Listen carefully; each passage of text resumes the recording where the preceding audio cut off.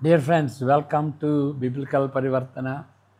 Welcome to Daily Devotions. దేవుని ప్రేమ ఇదిగో అనేటువంటి సిరీస్ కింద మనం చేస్తున్నటువంటి డివోషన్స్ దయచేసి మీరందరూ ప్రార్థించండి.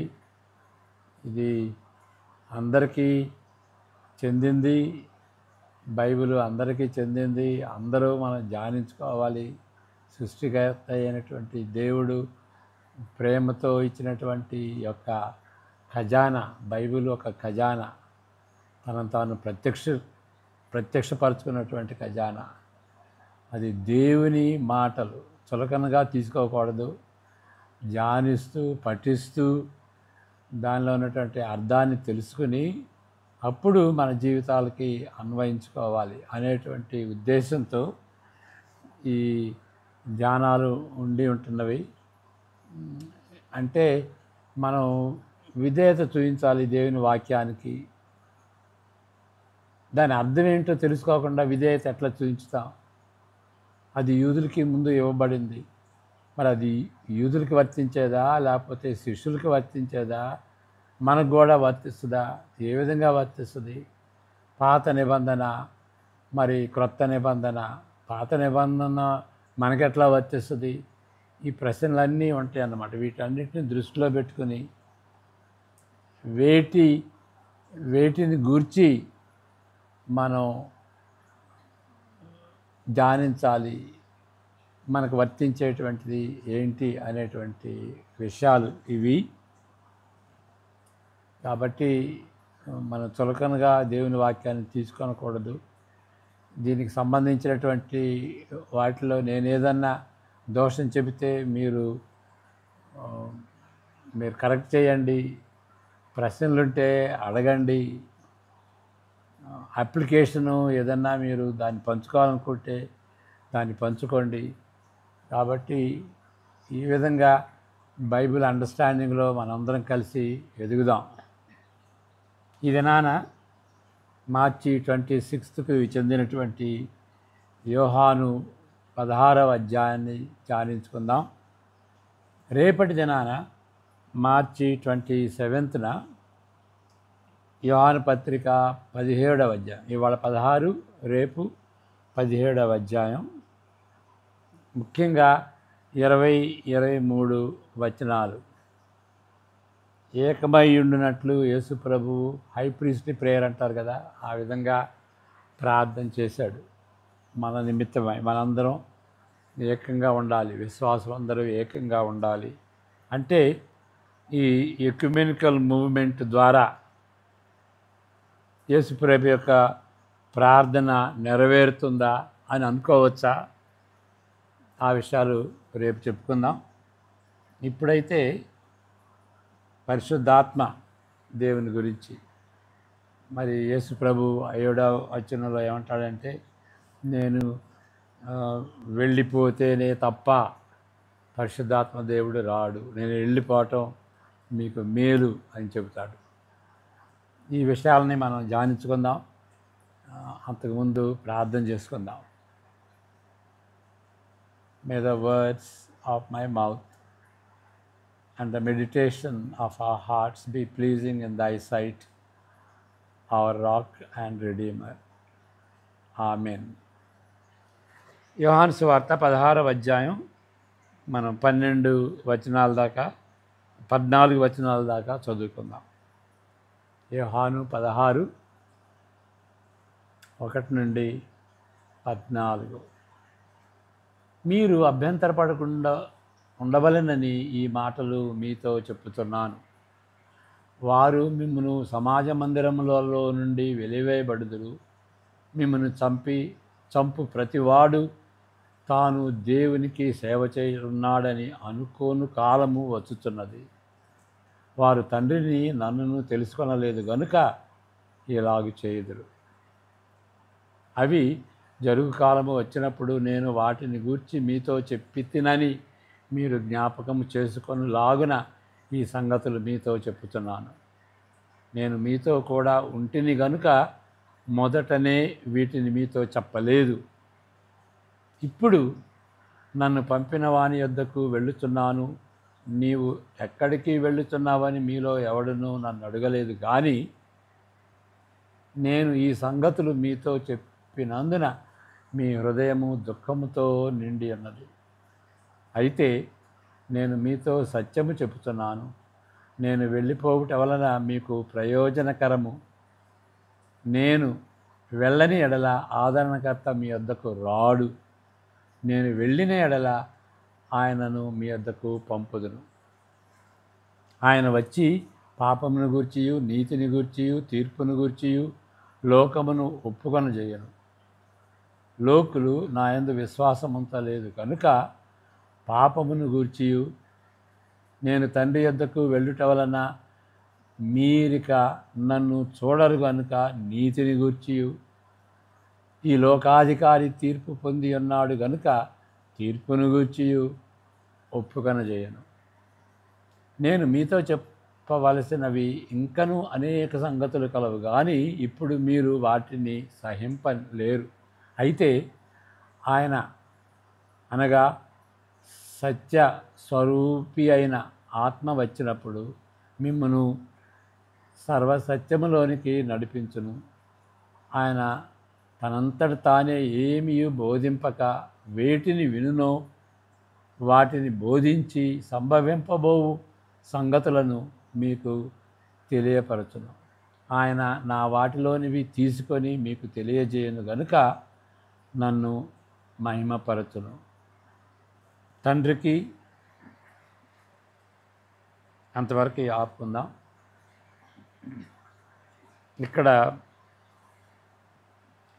ముఖ్యంగా రెండు విషయాలు చూస్తాం. ఏంటి అని అంటే, యేసు ప్రభువు ఈ భూలోకం వదిలి తండ్రి దగ్గరికి వెళితేనే తప్ప పరిశుద్ధాత్మ దేవుడు రాడు. ఎందుకని? రెండోది ఏంటంటే 12వ వచనంలో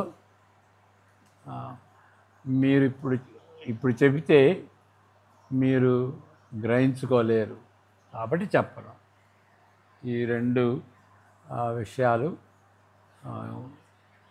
రెండు విషయాలు దీనిపై ధ్యానిద్దాం. ఓకే, ఇక్కడ పరిశుద్ధాత్మ ఆదరణకర్త లేక ఉత్తరవాది, పారాక్లీట్ అని నిన్న చెప్పుకున్నాం కదా. దాని యొక్క రాకడ యేసు ప్రభు కొనిపోబడిన దానిపై ఆయన వెళ్ళిపోవుట వలన అని చెప్పాడు కదా, దానిపై ఆధారపడి ఉన్నది. అనగా వెళ్ళిపోవటంటే ఆయన సిలువ వేయబడి మరణాంతరం జరిగిన పునరుద్ధానం, ఆరోహణం అయిన తర్వాత ఆసీనుడై పరలోకంలో సింహాసనాసీనుడై అయిన తరువాత జరిగే ప్రక్రియ. అంటే ఉత్తరవాది వచ్చేటువంటి ప్రక్రియ. ఇది ఒక వచనం కూడా చదువుదాం. 7వ అధ్యాయం 37, 38, 39 కూడా. యోహాను సువార్త 7, 37, 38. ఆ పండుగలో మహాదినమైన అంత్యదినమున యేసు నిలిచి ఎవడైనను దప్పికొని ఎడల నా యొద్దకు వచ్చి దప్పి తీర్చుకొనవలెను. నా యందు విశ్వాసం ఉంచువాడు ఎవడో లేఖనం చెప్పినట్లు వాని కడుపులో నుండి జీవజల నదులు పారునని బిగ్గరగా చెప్పాను. తన యందు విశ్వాసం ఉంచువారు పొందబో ఆత్మను గూర్చి, అది ముఖ్యం ఇక్కడ, పొందబో ఆత్మను గూర్చి ఆయన ఈ మాట చెప్పాను. యేసు ఇంకను మహిమపరచబడలేదు గనుక ఆత్మ ఇంకను అనుగ్రహింపబడి ఉండలేదు. అంటే యేసు ప్రభు మహిమపరచబడిన తర్వాత, అంటే చనిపోయి తిరిగి లేచి ఆరోహణుడై సింహాసనాది దేవుని యొక్క కుడిపార్శ్వం మీద కూర్చున్నట్టు దాన్ని బట్టి ఆయన ఆసీనుడై ఉన్నాడు. ఆ విధంగా మహిమపరచబడ్డాడు. ఆ విధంగా మహిమపరచబడిన తరువాతే ఆదరణకర్త వస్తాడు అని 7వ అధ్యాయంలో కూడా ఉన్నది. ఇది కొన్ని ప్రశ్నలకు దారి తీస్తున్నది. పాత నిబంధన కాలంలో శిలువకు ముందున్నప్పుడు పరిశుద్ధాత్మ పాత్ర ఏంటి? శిలువ తదుపరి యుగములో దాని పాత్ర ఏంటి? వాటి మధ్యన ఉన్నటువంటి సంబంధం ఏంటి? పాత నిబంధనలో పరిశుద్ధాత్మ యొక్క పాత్ర ఏంటి? శిలువ తర్వాత, శిలువ అనంతరం, పెంతెకోస్తు అయిన తరువాత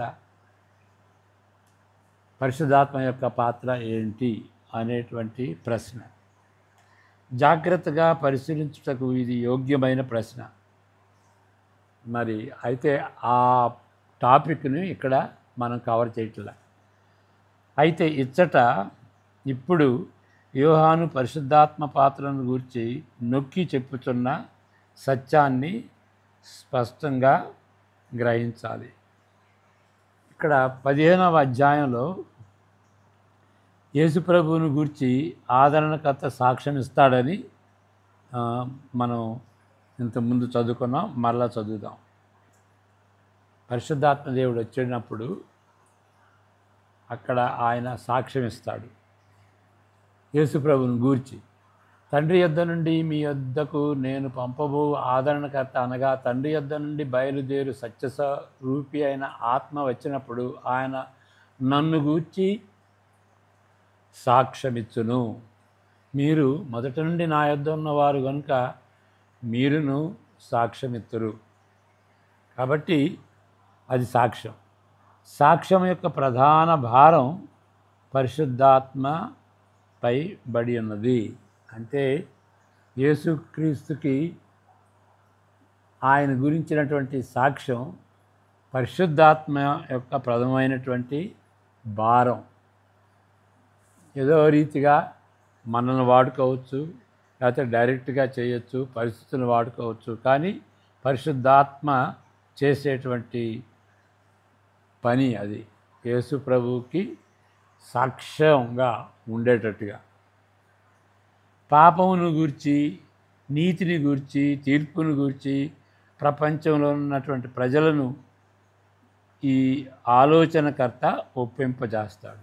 ఈ పరిశుద్ధాత్మ దేవుడు చేసేది ఏంటంటే ప్రజల్ని ఈ 3 విషయాల్లో ఒప్పింపజేస్తాడు. పాపము, నీతి, తీర్పు. పాపము, నీతి, తీర్పు, దాని గురించి.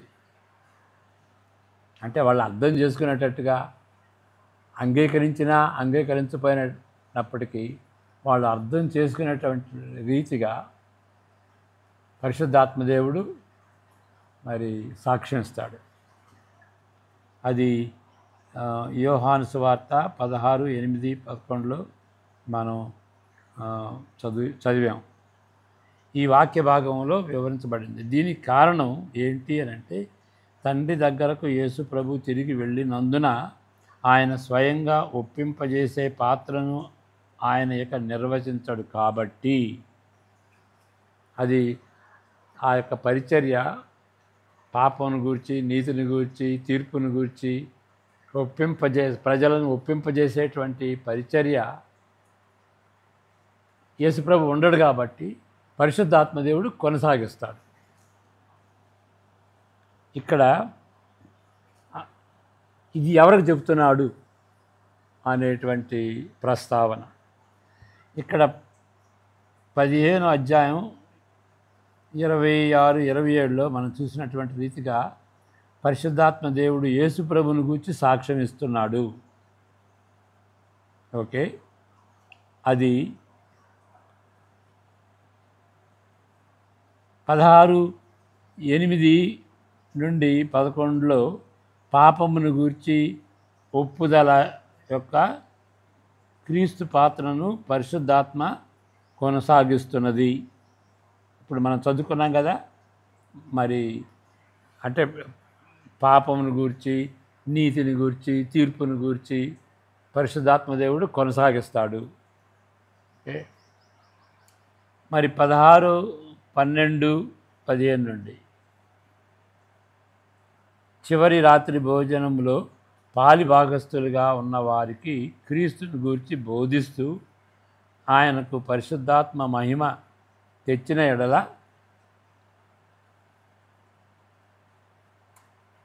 ఇప్పుడు ప్రశ్న ఏంటంటే, అప్పుడు ఆ పరిస్థితుల్లో ఈ 12వ వచనంలో ఉన్నటువంటి మీరు అనేది ఎవరికి వర్తిస్తుంది? ఈ ఈ భాగాలన్నీ కూడాను స్పష్టం చేస్తున్నాయి. ఎవరిని దృష్టిలో పెట్టుకుని యేసు ప్రభు చెప్పాడు. మీరు అనేది మిగిలిన పేరాల్లో ఈ పారాగ్రాఫ్లో వర్తిస్తున్నట్లు ఎవరిని దృష్టిలో పెట్టుకుని వర్తిస్తుందో మనకి స్పష్టంగా అర్థమవుతుంది. 14:26లో ఉన్నది కదా మీరు అనేది. మళ్ళీ చదువుదాం.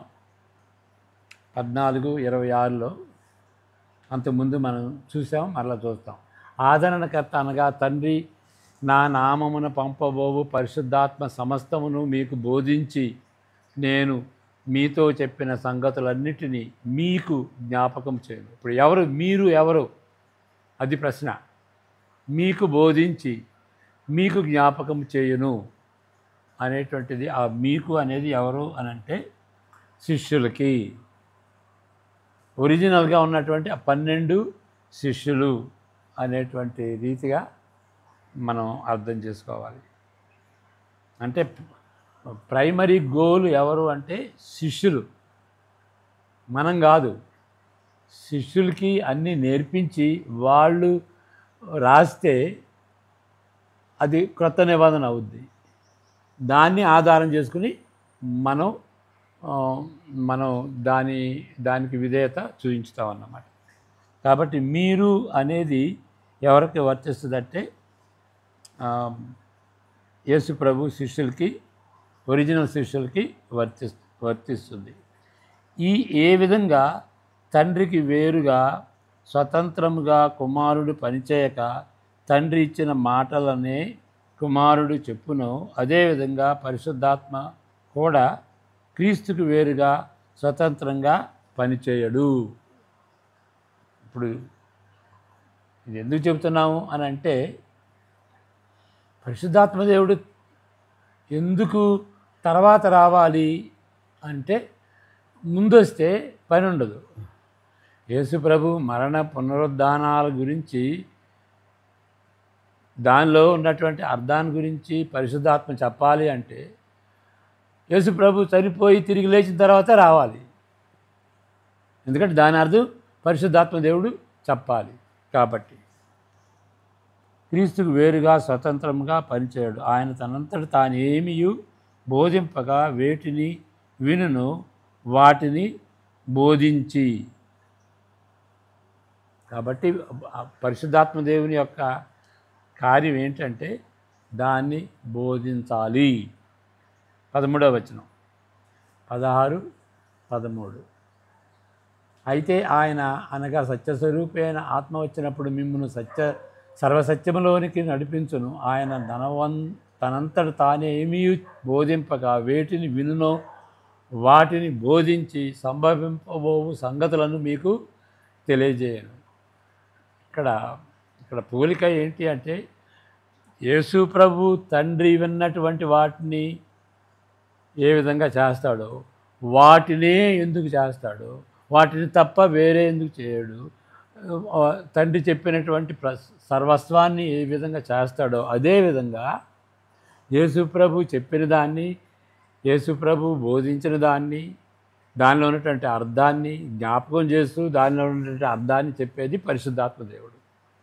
అది చూసారా, తండ్రి కుమారునికి ఉన్నటువంటి రిలేషన్షిప్ క్రీస్తుకి పరిశుద్ధాత్మ దేవునికి ఉన్నది అని మనం గ్రహించుకోవాలి. కాబట్టి పరిశుద్ధాత్మ దేవుడు తర్వాత ఎందుకు రావాలి అని అంటే, యేసు ప్రభు ఆ కార్యం చేయాలి.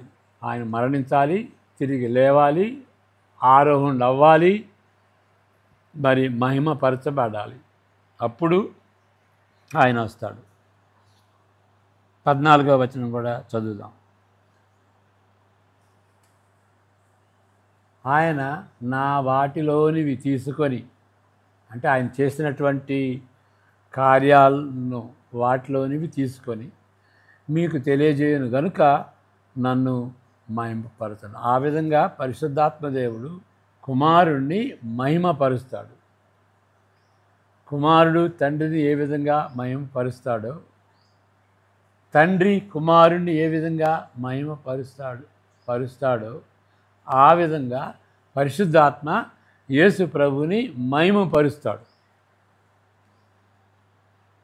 నిజానికి ఇచ్చట కూడా యేసుకు చెందినవని తండ్రి యొద్ద నుండి వచ్చినవే. ఇప్పుడు యేసుప్రభు దగ్గరికి ఇవే ఆ ప్రత్యక్షత ఎట్లా వచ్చింది? తండ్రి దగ్గర నుండి వచ్చింది. తండ్రి బయలుపరచాడు. తండ్రికి కలిగినవన్నీ నావి, అందుచేత ఆయన నా వాటిలోనివి తీసుకొని మీకు తెలియజేయనని నేను చెప్పితిని. అంతకుముందు చెప్పాడు. కాబట్టి అంటే దేవుని దగ్గర నుండి దేవుడు ప్రత్యక్షపరచబడినటువంటివి ఇంటాక్ట్ అన్నమాట. ఏమి తక్కువ కాకుండా ఎక్కువ కాకుండా ఎగ్జాక్ట్గా తండ్రి అనుకున్నవన్నిటినీ కూడాను యేసు ప్రభు ద్వారా పరిశుద్ధాత్మ ద్వారా శిష్యులకి అనుగ్రహింపబడ్డాయి. అది బైబిలు, అది క్రొత్త నిబంధన. వాళ్ళు ఏదో కలలు కానీ చేసింది కాదు. తండ్రి ఏదైతే బయలుపరిచాడో అవి ఇంటాక్ట్గా ఏవి తొలగిపోకుండా అవి అనుగ్రహించబడినటువంటి మాటలు, క్రొత్త నిబంధన మాటలు. ఇక ఇప్పుడు మనం గ్రహించాల్సింది ఏంటి అని అంటే,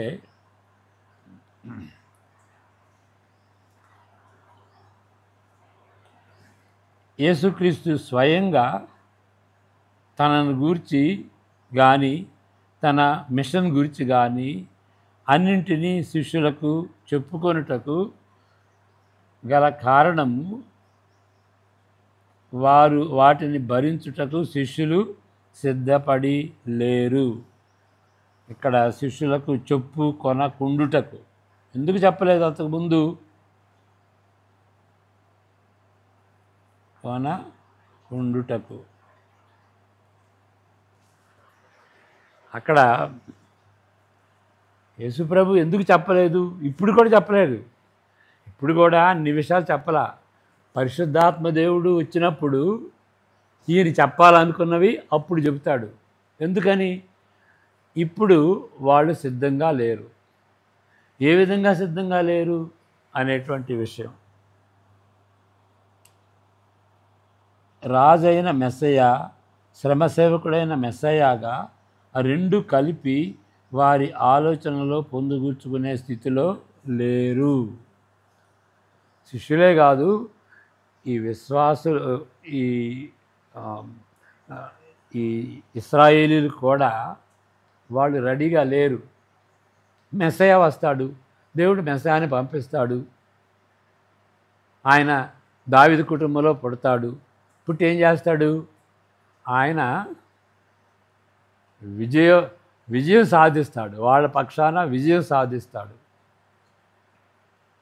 ఇశ్రాయేలుకి శత్రువులుగా ఉన్నటువంటి వారిపై దాడి చేసి వాళ్ళకి విజయం సాధించి ఇశ్రాయేలుని హెచ్చిస్తాడు అనేటువంటి అవగాహన ఇశ్రాయేలీలకి మెస్సయ్యలా ఉన్నది. కాబట్టి రాజు విజయుడు, ఆయన ఓడిస్తాడు, వైరులందరినీ హతం చేస్తాడు, ఇశ్రాయేలుని హెచ్చిస్తాడు, ఇశ్రాయేలు పక్షాన పోరాడతాడు, ఇశ్రాయేలు మెస్సయ్య అని అనుకున్నారే కానీ ఆయన శ్రమ సేవకుడు అనేటువంటి ఆ లేఖనాల్లో ఉన్నటువంటి ఆ సత్యాన్ని వాళ్ళు ఆ రెండింటికి కలప. శ్రమ సేవకుడే ఆయన మెస్సయ్య, శ్రమ ద్వారా విజయం సాధిస్తాడు అనేటువంటి రీతిగా ఆ రెండింటిని కలపలేకపోయారు. ఆ విధంగా కలపడానికి వాళ్ళ మనసు సిద్ధపడి లేదు. కాబట్టి యేసుప్రభు చెప్పలేదు. అప్పుడప్పుడు చెప్పాడు, శిలువ గురించి చెప్పాడు. ఆయన యేసు ప్రభువు మెస్సయ్య అని ఎప్పుడైతే కొంచెం అక్కడక్కడ వాళ్ళకి ఆ అవగాహన వచ్చిందో అప్పుడు, అయ్యా మీరు ఆ విధంగా అనుకుంటున్నారు, కానీ మీరు అనుకున్నటువంటి తలంపులో కొంచెం దోషం ఉన్నది. శ్రమలకి ఆయనకి పొత్తు కట్టట్లేదు మీరు అని యేసు ప్రభు తన శ్రమల గురించి చెప్పాడు. అప్పుడు వాళ్ళు షాక్ ఇచ్చారు. ఏంటి మెస్సయ్య ఏంటి, శ్రమ పడటం ఏంటి? ఇంతవరకు అసలు పేతురు మత్తయి సువార్త 16లో ఉంటుంది కదా, పేతురు కూడా ప్రొటెస్ట్ చేశాడు. ఇదేంటి నీకు తెలివి తక్కువగా మాట్లాడుతున్నావు అని యేసు ప్రభుని గద్ది. అప్పుడు యేసు ప్రభు అన్నాడు, సైతానా అన్నాడు. కాబట్టి ఈ రెండింటిని కలపటానికి వాళ్ళ మనసులు సిద్ధంగా లేవు. అందుకని యేసు ప్రభు చెప్పలేదు. వారి శిష్యత్వంలోని చివరి దశలో కూడా ఆ స్థితిలో లేరు, అర్థం చేసుకునే స్థితిలో లేరు. పరిశుద్ధాత్మదేవుడు వచ్చినప్పుడే వాళ్ళు అర్థం చేసుకోగలిగారు. అపోస్తుడైన పౌలు కూడా అర్థం చేసుకోగలిగాడు. ఈ విషయము వారి మనసులో నాటుకుంటే తప్ప లేఖనాలను, అంటే మనం పాత నిబంధన అంటాం కదా, ఆ లేఖనాలను వాళ్ళు ఏ విధంగా అర్థం చేసుకున్నారు?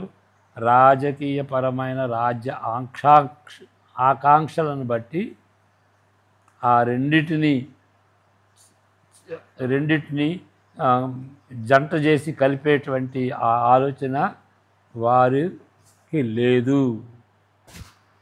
అప్పుడు కాబట్టి దీని ఒక్కదానే రాజకీయపరమైన రాజ్యం తీసుకొస్తాడు అనేటువంటి రీతిగా ఆలోచించి వాళ్ళు పెడదారి పట్టారు. సరైన మార్గం పట్టలేదు. ఎందువలనంటే ఈ ఈ ఈ రాజకీయ పరమైనటువంటి రాజ్యం మరి యేసు ప్రభు మెస్సయ్యగా ఆయన పొందేటువంటి ఆ యొక్క శిలువ శ్రమలు, శిలువ శ్రమలు, ఈ రెండింటినీ వాళ్ళు కలపలేకపోయారన్నమాట. కాబట్టి వాళ్ళు పెడదారి పట్టారు, సరైన మార్గం పట్టలేదు. సరైన మార్గం పట్టడానికి పరిశుద్ధాత్మ దేవుడు అవసరం. ఆ విధంగా మనం అర్థం చేసుకోవాలి. కాబట్టి పరిశుద్ధాత్మ దేవుడు వచ్చిన తర్వాత వాళ్ళకి క్రిస్టల్ క్లియర్గా అర్థమైంది. పౌలు కూడా అర్థం చేసుకున్నాడు.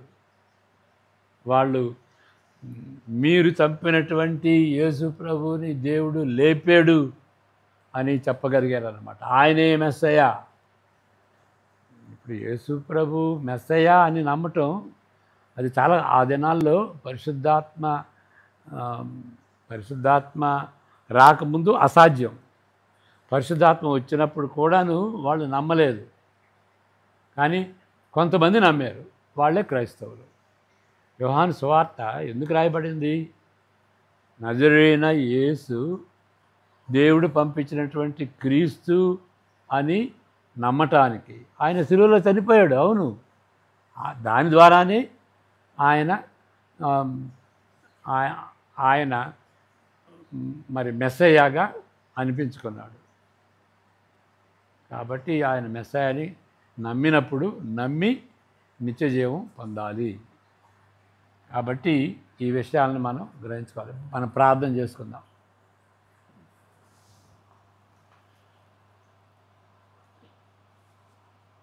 పరలోకమందున్న మా తండ్రి, మీరు మీ యొక్క పరిశుద్ధాత్మను పంపి మేము పాపులమని కన్విక్ట్ చేసేటువంటి రీతిగా మా హృదయాల్లో పనిచేసిన దాన్ని బట్టి వందనాలు.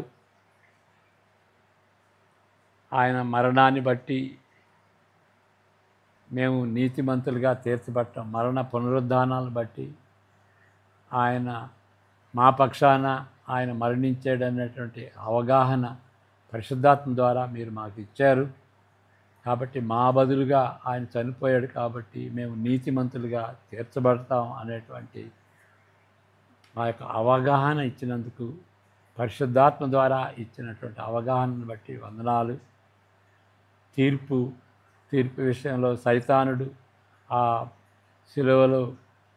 శిలువ మరణంలో తీర్పు తీర్చబడి యేసు ప్రభు తిరిగి లేచాడు, మరణపు బంధకాలు తెగిపోయినాయి అని, మరణపు ముళ్ళును విరిచాడని ఆ యొక్క నగ్న సత్యాన్ని మాకు పరిశుద్ధాత్మ ద్వారా ఎరుకపరిచిన దాన్ని బట్టి వందనాలు చెల్లించుకుంటున్నాం.